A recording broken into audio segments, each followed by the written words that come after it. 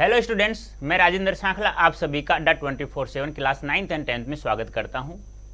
आज हम इस सेशन में अध्याय 8 ऋतुराज उनके द्वारा जो रचित कन्यादान कविता है उसके बारे में और उनके जीवन परिचय के बारे में पढ़ेंगे। ठीक है, सबसे पहले हम इस वीडियो में क्या देखेंगे, पहले तो आप ये देखें कि हमारी पुस्तक का नाम क्या है, क्षितिज बाग 2। क्या नाम है, ये भी हमें पता होना चाहिए क्योंकि काफ़ी बार क्या होता है बच्चों को सिलेबस याद नहीं होने के कारण वो कृतिका में चले जाते हैं, फिर देखते हैं कि या सिलेबस कहाँ है हमारा। तो यहाँ ध्यान रखना, आपकी क्षितिज बाग 2 पुस्तक है, मैंने उसकी तस्वीर भी दे रखी है, ध्यान रखना, कम से कम इससे तो पता चलना चाहिए आप लोगों को। ठीक है, इसका अध्याय संख्या क्या है, हमारा 8 है। अध्याय संख्या क्या है भाई, 8 है और लेखक का नाम क्या है, ऋतुराज। तो सबसे पहले हम इनके जीवन परिचय के बारे में चर्चा करेंगे। ठीक है, इनका जीवन परिचय, जैसे कि मैं बात करूं इनके जीवन परिचय के बारे में, तो ऋतुराज का जन्म होता है वह 1940 में होता है और भरतपुर में राजस्थान स्टेट में इनका जन्म होता है, राजस्थान राज्य में। लेकिन ये देखो एक ट्रिक्स बता रहा हूं यहीं पर, 1940 भरतपुर में जन्म होता है। कहां, भरतपुर में। अब देखो 40 वर्ष तक ये अध्यापन करने के बाद में जयपुर में शिफ्ट हो जाते हैं, जयपुर में रहने लग जाते हैं। तो 1940 में जन्म और 40 वर्ष अध्यापन कराने के बाद, ठीक है। फिर हम जो इनकी कविता है कन्यादान, आप जानते हैं इस शब्द को बहुत अच्छे से जानते हैं आप लोग, आपने इस शब्द का प्रयोग बार बार अपने जबान पर भी लाया है। कैसे कि जब किसी बच्चे की शादी होती है, आपके पास निमंत्रण आता है, तो आप लोग कहते हैं ना कि भी कहाँ जा रहा है, वो कहता है कन्यादान कराने जा रहा हूँ, तो कहता है मैं भी चलूँ साथ में, क्यों भाई, जीवने के लिए। तो ऐसा एक रूटीन सा बना हुआ होता है, तो आप कन्यादान कराने के लिए जाते हैं ना।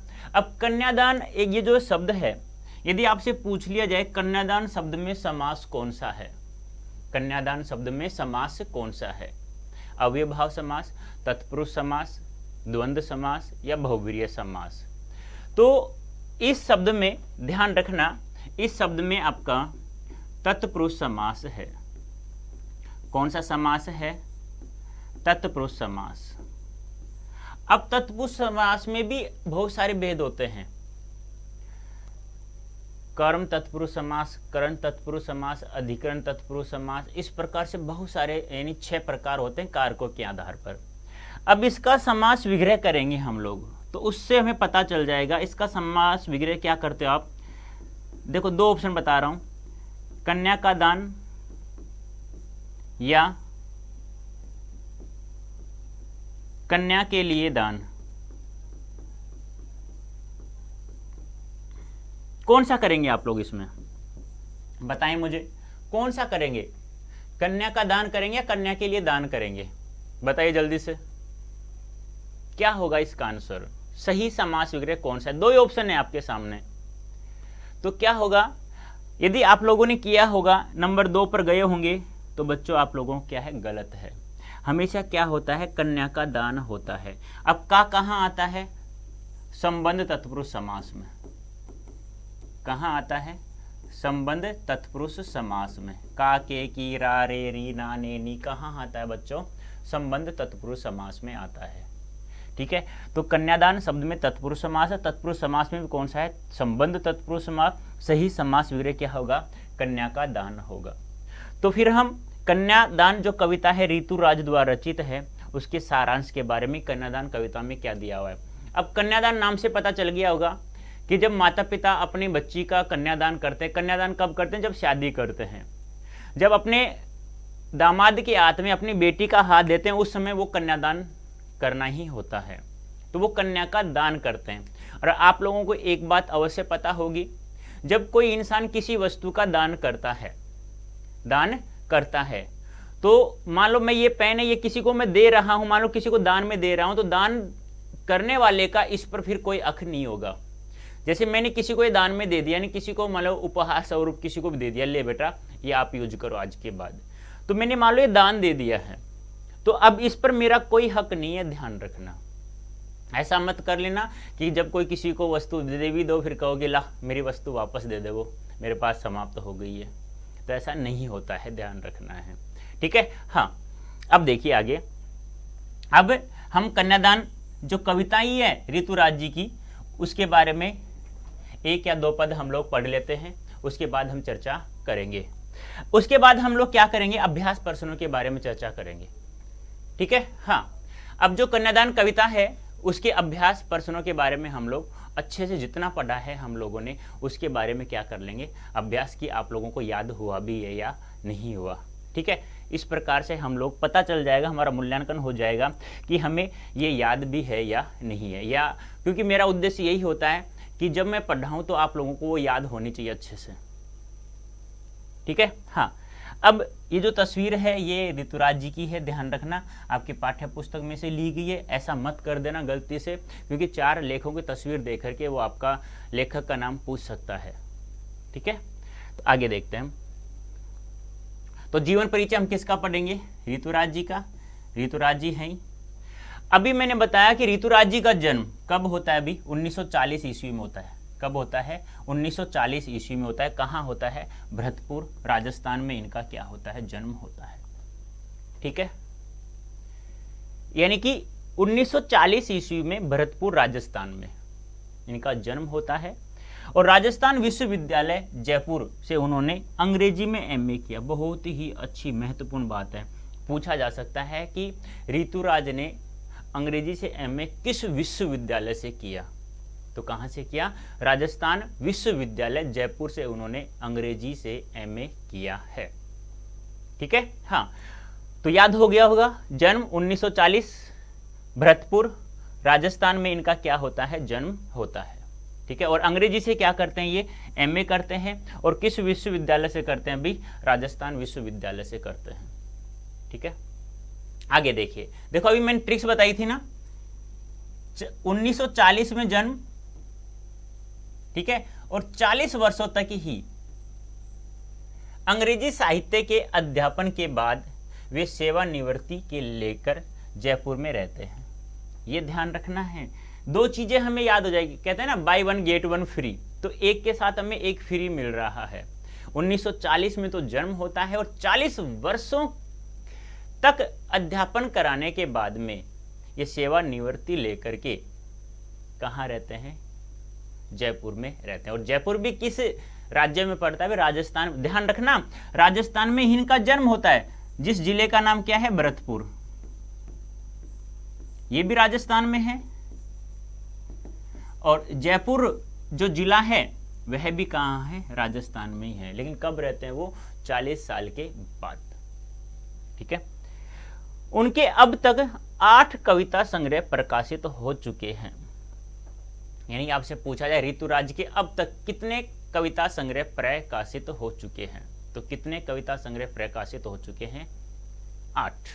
बहुत ही महत्वपूर्ण, दोनों इस स्लाइड्स में दोनों जो बातें हैं, 2 बातें हैं लिखी है मैंने, वो दोनों महत्वपूर्ण हैं। एक तो 8 कविता संग्रह प्रकाशित हो चुके हैं और 40 वर्षों तक अध्यापन कराने के बाद में ये जयपुर में रहते हैं। उसके बाद अब तक इनके, अभी बताया मैंने कितने कविता संग्रह, 8 कविता संग्रह प्रकाशित हो चुके हैं, जिनमें कुछ हैं, कौन कौन से, एक मरणाधर्मा और अन्य, पुल पर पानी, सूरत नीरत और लीला मुखारविंद। लीला मुखारविंद याद हो गया। एक मरण धर्मा और अन्य, पुल पर पानी, सूरत नीरत, लीला मुखारविंद याद हो गया। लीला मुखारविंद, सूरत नीरत, पुल पर पानी, एक मरण धर्मा और अन्य याद रखना है, ध्यान रखना, बहुत ही महत्वपूर्ण बात है। क्योंकि ये जो लेखक है इन्होंने लिखी जो कविता है कन्यादान नाम से, बहुत ही महत्वपूर्ण है। यहाँ से प्रश्न 100% पूछा जाएगा, ठीक है। नेक्स्ट, इन्हें सम्मान कौन कौन सा मिल चुका, सोमदत्त पुरस्कार, परिमल पुरस्कार, मीरा पुरस्कार, पहल पुरस्कार और बिहारी पुरस्कार मिल चुके हैं। कौन कौन से, सोमदत्त, परिमल, मीरा, पहल और बिहारी। पूछा कैसे जाएगा, निम्नलिखित में से कौन सा सम्मान ऋतुराज को नहीं मिला, या निम्नलिखित में से कौन सा पुरस्कार ऋतुराज को नहीं मिला। तो 3 दे देंगे, एक और भी दे सकता है, ठीक है, ये ध्यान आपको रखना है। अब देखो साहित्यिक विशेषताएं। साहित्यिक विशेषताओं की मैं बात करूं कि हिंदी साहित्य में इनकी कौन कौन सी विशेषताएं या हिंदी साहित्य से इनसे क्या लाभ हुआ है।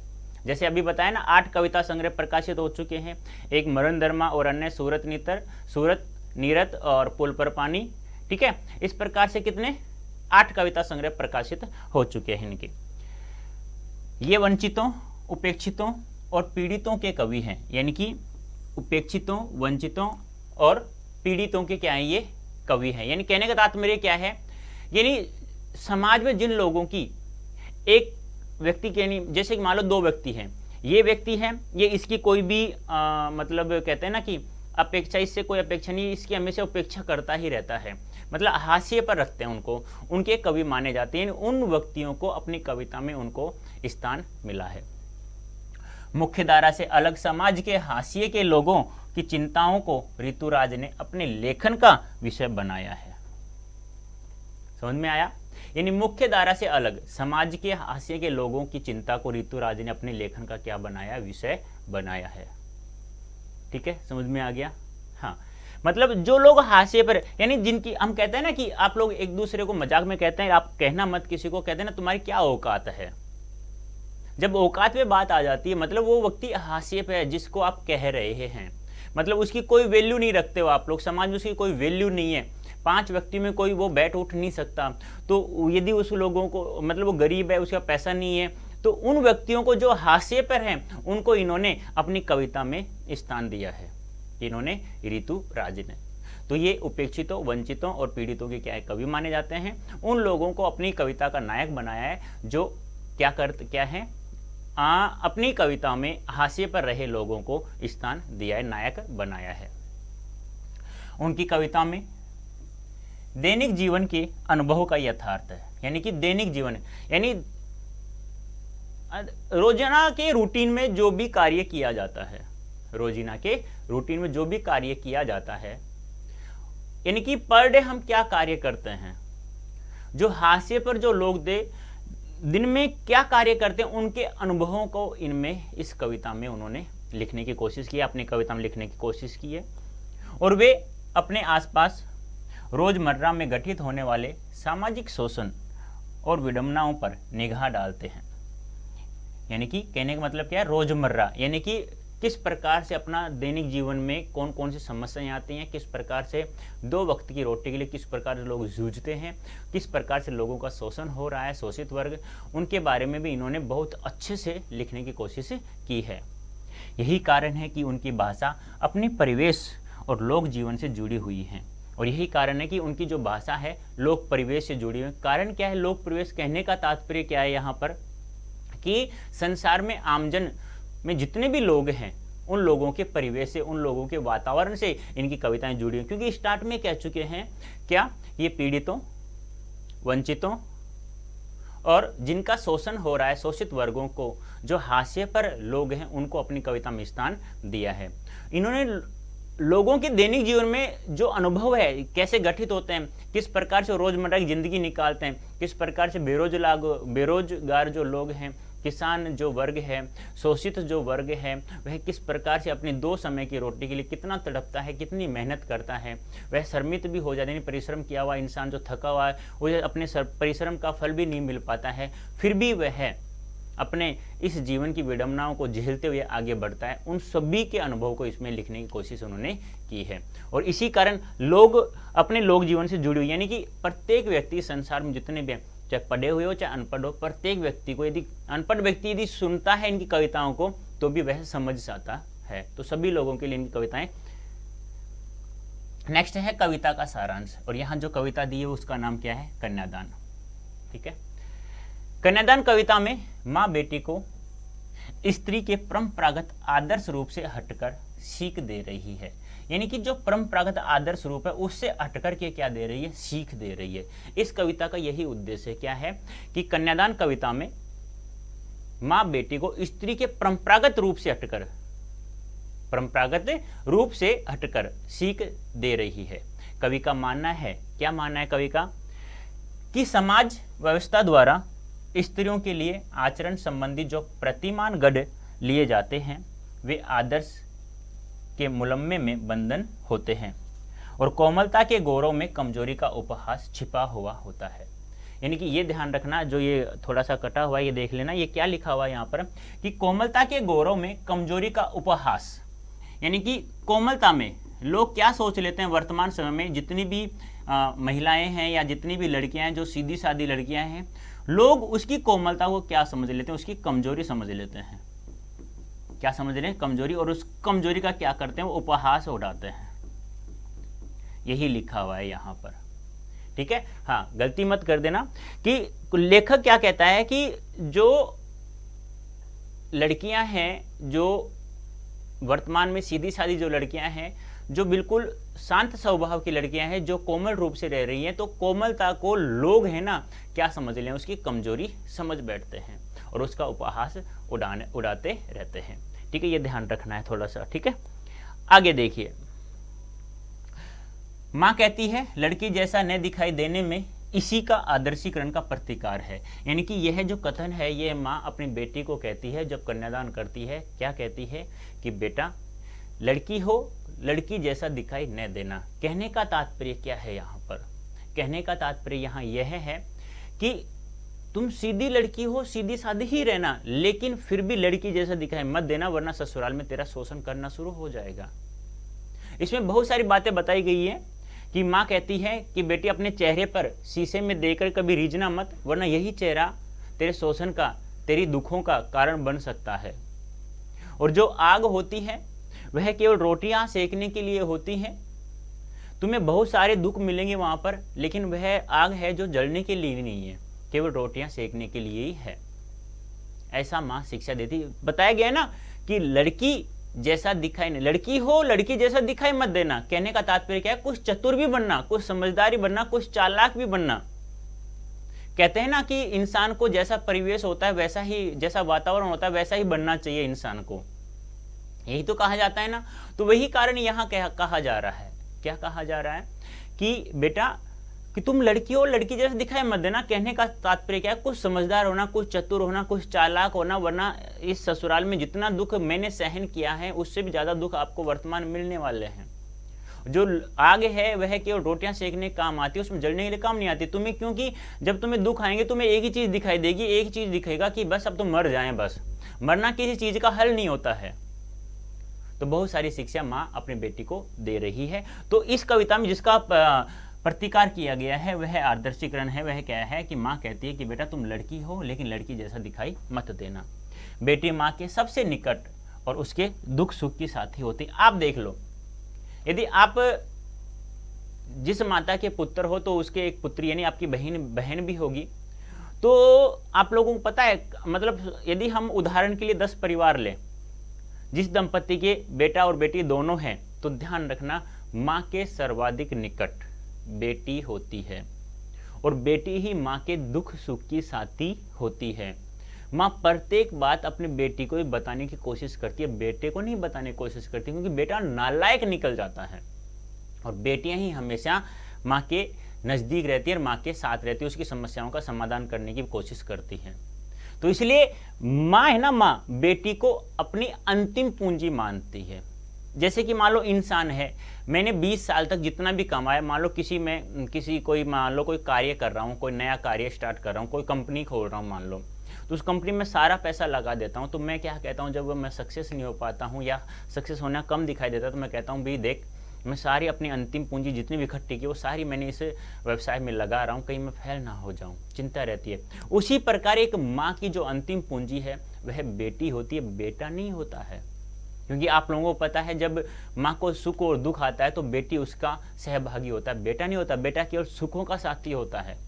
यानी कि मैं ऐसा नहीं कह रहा हूँ कि सभी ऐसे हैं कि 2-4% हो सकता है 100%, लेकिन 90% क्या मैं 95% कह सकता हूँ कि बेटी ही माँ के सुख दुख की साथी होती है। और माँ भी अपने दुखों को बेटी को बताती है और बेटी अपने दुखों को माँ को ही बताती है, पिता को नहीं बताती है बेटी जल्दी से। वो 2-4% की बात अलग होती है। ठीक है, इसी कारण उसे अंतिम पूंजी कहा गया है। कहने का तात्पर्य क्या है यहाँ पर? कहने का तात्पर्य यहाँ है कि बेटी माँ के सर्वाधिक निकट होती है और इसीलिए उसे क्या कहा गया है? माँ के लिए अंतिम पूंजी। क्यों? क्योंकि जब से जन्म हुआ है बेटी का तब से वह उसे बहुत ही लाड प्यार से उसे पाल रही है और एक दिन ऐसा आता है कि उसको दान करना पड़ता है।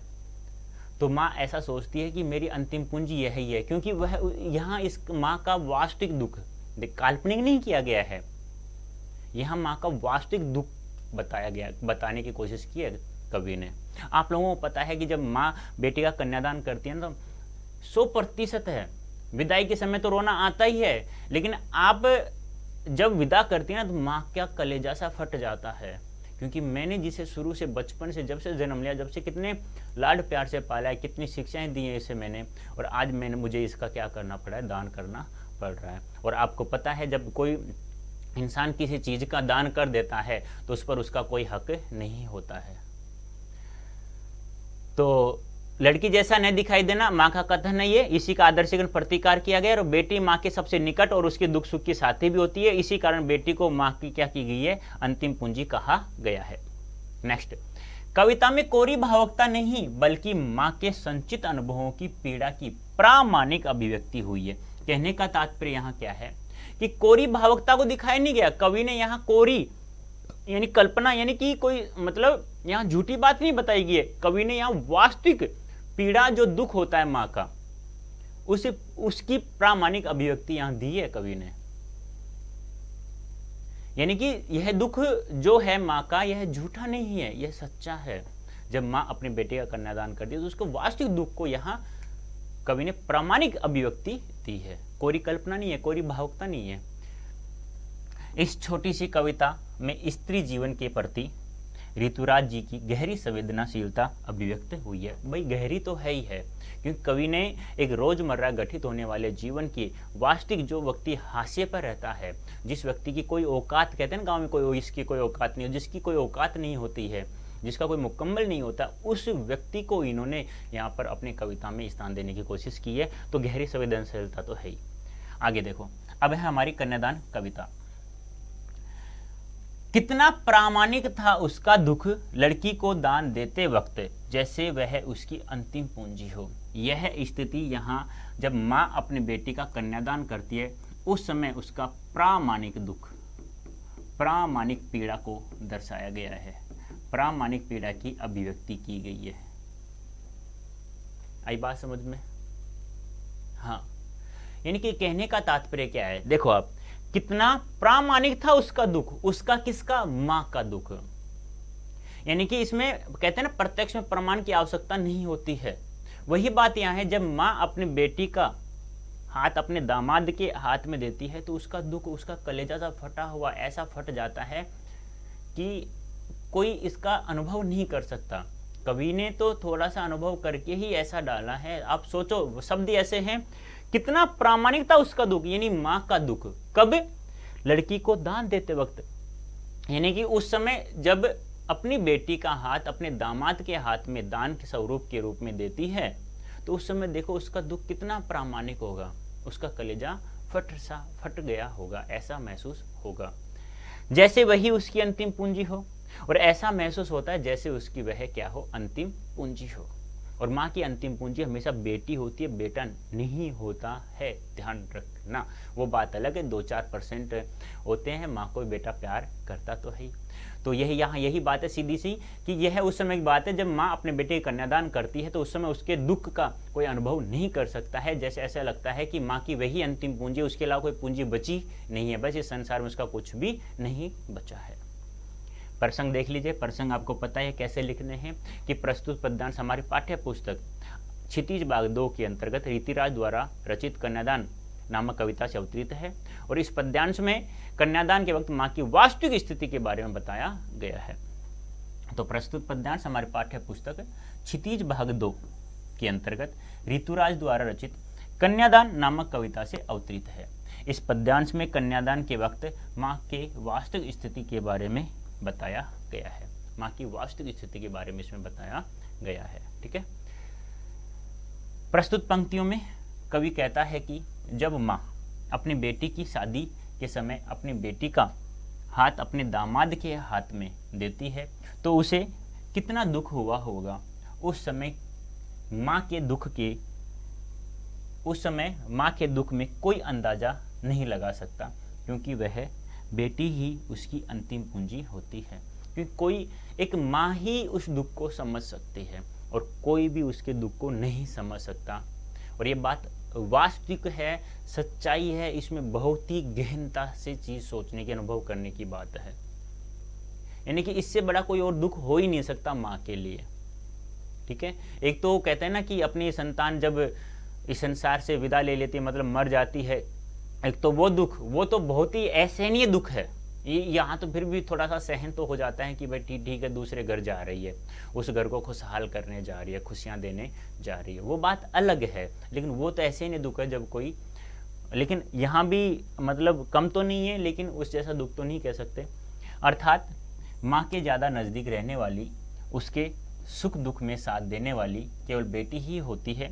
वह उसे लाड प्यार के साथ पालती है, अर्थात बड़ी करती है। और एक दिन ऐसा आता है कि उसे दान करना पड़ता है। उस समय के दुख के लिए किसी प्रमाण की आवश्यकता नहीं होती, वह वास्तविक दुख होता है। यानी कहा ना, वह एक प्रामाणिक दुख है, वास्तविक दुख है। उस दुख में कोई प्रमाण देने की आवश्यकता ही नहीं होती। एक माँ यदि किसी दूसरी माँ से पूछे तो वह भी यही कहेगी कि उस समय तो कलेजा सा मेरा फट जाता है। देखो दूसरा पद, लड़की अभी सयानी नहीं थी, अभी इतनी भोली सरल थी कि उसे सुख का आभास तो होता था, लेकिन दुख बाँचना नहीं आता था। पाठिका थी वह धुंधले प्रकाश की, कुछ तुकों और कुछ लयबद्ध पंक्तियों की। अब देखो यहाँ क्या कह रहा है, एक एक शब्द का देखने पर। श्यानी का मतलब समझदार होता है यहाँ, यानी कि लड़की अभी उसकी क्या थी, समझदार नहीं थी। अभी इतनी भोली सरल थी, भोली सरल यानी बिल्कुल सीधी सादी, जिसे हम कह सकते हैं। भोली यानी सीधी सादा, सीधी सी कह सकते हैं। कि उसको दुख का आभास तो होता था। आभास यानी होता है महसूस करना, लेकिन दुख बाँचना नहीं आता था, लेकिन उसे दुख को पटना यानी कि बताना नहीं आता था। पाठिका थी वह धुंधले प्रकाश की, कुछ तुकों और कुछ लयबद्ध पंक्तियों। जैसे हमें लगता है ना, जैसे हम किसी कविता को पढ़ते हैं, कुछ शब्द हमें समझ में आते हैं, कुछ समझ में नहीं आते हैं, ऐसे लगता है कोई दिखाई कोई दिखाई नहीं दे रहा है। तो वही बात है कि जब हम किसी धुंधले प्रकाश में कुछ पंक्तियों को तो हम पढ़ लेते हैं, कुछ पंक्तियों को हमें समझ में नहीं आती, उसे वैसे ही पढ़ लेते उसके लय के साथ में। या हम कहते हैं जब कोई गाना गाता रहता है उसके साथ में कहते हैं भाई साथ दो, उसके साथ समझ में नहीं आता, फिर भी उसके साथ लयबद्ध पंक्तियां पढ़ते ही जाते हैं। तो यहाँ यही बात बताई गई है। क्या बताई गई है? लड़की अभी सियानी नहीं थी। लेखक कह रहा है कि माँ की वह बेटी जिसकी शादी कर रही है, जिसका कन्यादान कर रही है, अभी वह समझदार नहीं थी, अभी इतनी भोली सरल थी, यानी बिल्कुल ही इतनी सीधी सादी लड़की थी, मतलब बिल्कुल समझदार भी नहीं थी। केवल उसे सुखों को ही महसूस कर सकती थी, दुख तो आता था लेकिन वो बता नहीं सकती थी। तो लड़की अभी सियानी नहीं थी, कहने का तात्पर्य क्या है? कवि कह रहा है कि लड़की अभी समझदार तो नहीं थी, अभी शादी वाली लड़की तो नहीं हुई थी, लेकिन परिस्थितियों के अनुसार उसकी शादी करनी पड़ रही है। अभी इतनी भोली सरल थी, यानी बिल्कुल सीधी सादा सरल थी, उसकी मासूम सा चेहरा था, उसे सुख का आभास तो होता था, लेकिन दुख बाँचना नहीं आता था। कहने का तात्पर्य क्या है? केवल वह सुख को ही महसूस कर सकती थी उस समय, लेकिन दुख को बाँच नहीं सकती थी। कहने का तात्पर्य दुख पता तो है उसे कि दुख मुझे है, लेकिन वह बता नहीं सकते, अपने कष्टों को बता नहीं सकती थी, क्योंकि वह क्या नहीं थी, समझदार नहीं थी। कहते हैं ना कि सुख में तो बच्चा हंसता रहता है, बच्ची हंसती रहती है, लेकिन जब सुख चला जाता है, दुख आता है, तो बताने की कोशिश तो करती है, लेकिन बता नहीं पाती है। इसका मतलब क्या नहीं, वो समझदार नहीं है। पाठिका थी वह धुंधले प्रकाश की, कुछ तुकों और कुछ लयबद्ध पंक्तियों। कहने का मतलब वह एक पढ़ने वाली एक छात्रा ही थी। जिस प्रकार से धुंधले प्रकाश में, जिस प्रकार से रोशनी अच्छी नहीं है और हम कोई पाठ पढ़ते हैं तो कुछ पंक्तियां हमें समझ में नहीं आती है, तो उसके अनुसार हम कुछ वैसे ही जोड़ तार करके उसे पढ़ लेते हैं, लयबद्ध पंक्तियां बना लेते हैं। उसी प्रकार वह भी बच्ची ही थी, वह भी छात्रा ही थी कि जिस प्रकार से धुंधले प्रकाश की कुछ तुकों और कुछ लयबद्ध पंक्तियों, यानी कुछ पंक्तियां उसे जब कोई कविता पढ़ती है, जब कोई रचना पढ़ती है तो उसे बहुत सारे शब्दों का अर्थ नहीं पता होता, लेकिन फिर भी वह ऐसा लगता है कि कुछ तुकों के साथ, कुछ लयबद्ध पंक्तियों के साथ उसे गा सकती थी, लेकिन उसका अर्थ नहीं समझ पाती। कहने का तात्पर्य सीधा सा यही है कि वह भी बच्ची थी और कुछ रचनाओं के कुछ शब्दों का वह अर्थ बिल्कुल भी नहीं जानती थी, लेकिन फिर भी वह उन पंक्तियों को एक पंक्ति दूसरे साथ जोड़ते हुए उसके लय के साथ में उसको पढ़ लेती थी। अभी वह वास्तविक अर्थ तक वह नहीं पहुंच पाती थी। ठीक है, मतलब कहने का तात्पर्य क्या है, कवि कह रहा है कि हाँ, जो बच्ची है जिसका कन्यादान किया जा रहा है वह समझदार नहीं है, वह केवल सुख को ही महसूस कर सकती है, दुख जब आता है तो वह किसी को बता नहीं सकती है, यानी दुख सुख का ही आभास होता है, महसूस होता है, दुख का महसूस नहीं होता है। और जिस प्रकार से हम एक धुंधले प्रकाश में, अच्छी रोशनी नहीं है, जब हम कुछ पढ़ते हैं तो कुछ हमें समझ में आता है, कुछ समझ में नहीं आता, तो हम वैसे उसको जोड़ ताड़ के कुछ अपने ही मन से कुछ शब्द उसमें लगा करके पढ़ लेते हैं कि हमें पढ़ना पड़ता है। वैसे ही यह बच्ची है, अभी छात्रा, ये पढ़ने वाली एक बच्ची है जो प्रत्येक शब्द का, कविता का अर्थ तो नहीं समझ पाती, लेकिन फिर भी कुछ कुछ शब्दों को जोड़ ताड़ करके वह पढ़ लेती है, क्योंकि वह वास्तविक अर्थ तक नहीं पहुंच पाती है। प्रसंग वही है। प्रस्तुत पद्यांश हमारे पाठ्य पुस्तक क्षितिज भाग 2 के अंतर्गत ऋतुराज द्वारा रचित कन्यादान नामक कविता से लिया गया है या अवतरित है।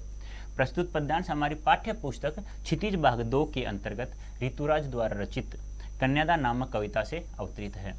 इस पद्यांश में माँ अपनी बेटी को अपने संचित अनुभवों की पीड़ा का ज्ञान के साथ साथ उसको भावी जीवन का यथार्थ पाठ पढ़ाना चाहती है। यानी कि माँ जब कन्यादान करती है उस समय जो दुख उसको हुआ था, वह भी तो ससुराल गई थी, माँ भी तो, उसको जो दुख हुआ उन सभी दुखों को, उन सभी अनुभवों को अपनी बेटी को देना चाहती है। यानी कि किस प्रकार के वैसे दुख आएंगे तो उसे कैसे वह सहन करेगी, किस प्रकार से उसे चतुरी बनना है, किस प्रकार से उसे समझदार भी बनना है, वरना ऐसा नहीं होगा तो मेरी बेटी का मेरी तरह वह बहुत ही दुख पाएगी। मैं तो फिर भी संभल गई, लेकिन ये बच्ची है अभी समझदार नहीं है, तो अपने जितना भी पीड़ा उसने अपने ससुराल में सहन किया था उस माँ ने, तो वह सारा ज्ञान किसको दे रही है, अपनी बेटी को दे रही है, और उसको कैसे भावी जीवन में, यथार्थ में, वास्तविक जीवन में जीना है, यह सब ज्ञान उसे दे रही है। भावार्थ, प्रस्तुत पंक्तियों में कवि कहता है कि माँ अपने ससुराल में जीवन जीते हुए जिन दुखों को सहा था, उसे अपनी बेटी का विवाह करते हुए कन्यादान के समय वह सब समझाना और उसे इसकी जानकारी देना बहुत अधिक आवश्यक समझती है, क्योंकि उसकी बेटी ही तो उसकी अंतिम पूंजी है। जीवन के सारे सुख दुख वह अपनी बेटी के साथ ही तो बांटती थी। कवि कहता है कि माँ अपनी बेटी का विवाह कर रही थी, पर अभी उसकी बेटी समझदार नहीं हुई थी, उसे दुनियादारी की समझ नहीं थी, वह अभी बहुत भोली और सीधी लड़की थी। उसे सुखों का तो आभास होता था, लेकिन उसे दुखों का आभास नहीं होता था। अर्थात वह दुखों को महसूस तो करती थी, लेकिन उसे दुखों को अच्छी तरह समझना और पढ़ना नहीं आता था। ऐसा लगता था कि अभी उसे धुंधले प्रकाश में जीवन रूपी कविता की कुछ तुकों और कुछ लयबद्ध पंक्तियों को पढ़ना ही जानती थी, पर उनके अर्थ समझना उसे नहीं आता था। अर्थात वह अभी दुनियादारी की ऊंच नीच को अच्छी तरह से नहीं समझती थी। कवि के कहने का तात्पर्य है कि उसमें अभी चालाकी के गुण नहीं आए थे कि वह दुनिया की भेदभावों को समझ सके और स्वयं निर्णय ले सके। कहने का तात्पर्य क्या है कि बच्ची इतनी भोली थी कि वह भेदभाव को समझकर स्वयं निर्णय ले सके, भेदभाव को समझकर स्वयं निर्णय ले सके, ऐसी समझदार नहीं थी वह। ठीक है, ये ध्यान रखना थोड़ा सा। तो कहने का तात्पर्य यहाँ यही है, कवि कह रहा है कि बच्ची अभी बिल्कुल ही छोटी सी बच्ची थी, एक पढ़ने वाली, जैसे कि हम कहते हैं ना कि 5, 6, 7, 8 क्लास पढ़ने वाली बच्ची थी। वह कविता के प्रत्येक शब्दों का अर्थ नहीं समझ सकती थी, इसलिए वह कुछ लयबद्ध पंक्तियों के साथ उसे पढ़ लेती थी। सुख का तो उसे आभास हो सकता था, लेकिन दुख भी होता था तो वह बाँचना नहीं आता था उसे, मतलब दूसरों को बताने की हिम्मत उसे नहीं होती, यानी हिम्मत तो थी लेकिन बताने की कोशिश भी करती तो बता नहीं पाती थी। तो यहाँ यही है, क्योंकि उसमें चालाकी गुण, समझदारी के गुण, ऐसे चतुरपने के गुण उसमें नहीं थे। अब देखो, ये तो क्या थी हमारी दो पत्ते। अब हमने कितना पढ़ा कितना नहीं, हम उसका मूल्यांकन कर लेते हैं कि आपको कितना समझ में आया और कितना समझ में नहीं आया है। तो बताइए, सबसे पहला प्रश्न है, ऋतुराज का जन्म कब वह कहाँ हुआ। आपको कहाँ का आंसर देना है इसमें, और कब का तो मैंने ऑप्शन में दे दिया है, वैसे चलो ऑप्शन दे देता हूँ। भरतपुर, जयपुर, भरतपुर, जयपुर, ये लो भी। वैसे तो ऑप्शन नहीं देना चाहिए था क्योंकि आपको मैंने अब भी पढ़ा है तो आपको याद होगा, पर वैसे ही मैंने ऑप्शन दे दिया, चलो कोई बात नहीं। तो बताइए, 1940 भरतपुर में, 1945 जयपुर में, 1845 भरतपुर में, 1840 जयपुर में। जल्दी से बताओ क्या होगा इसका आंसर, फटाफट बताओ आप लोग क्या होगा इसका आंसर। आ गया? इतने समय में तो बता दिया होगा आप लोगों ने। तो कब होता है? 1940 भरतपुर में।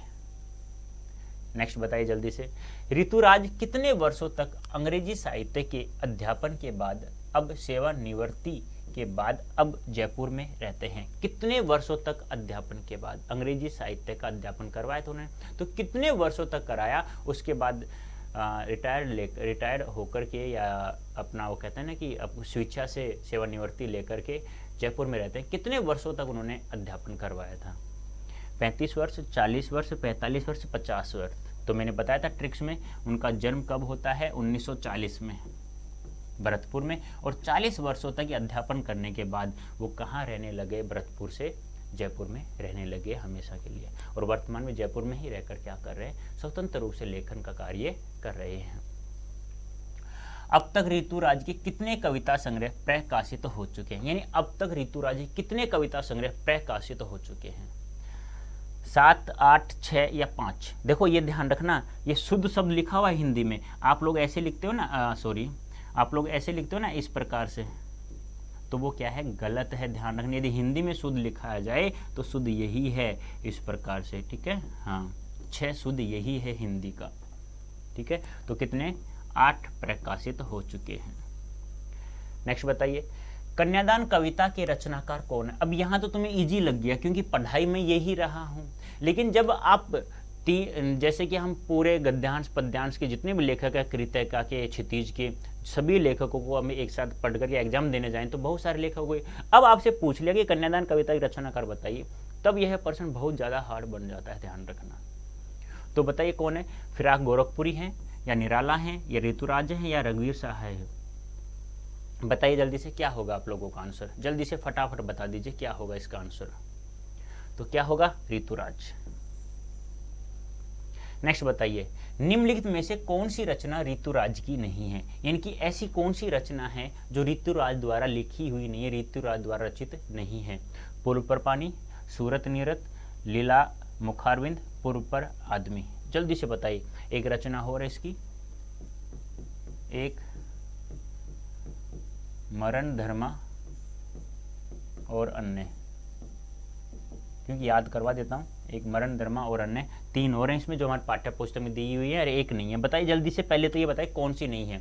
पुल पर पानी नहीं है, सूरत नीरत नहीं है, लीला मुखारविंद नहीं है, या पुल पर आदमी नहीं है? कौन सी रचना है जो ऋतुराज द्वारा रचित नहीं है? बताइए जल्दी से फटाफट क्या होगा आप लोगों का आंसर। तो कौन सा नहीं है? पुल पर आदमी नहीं है।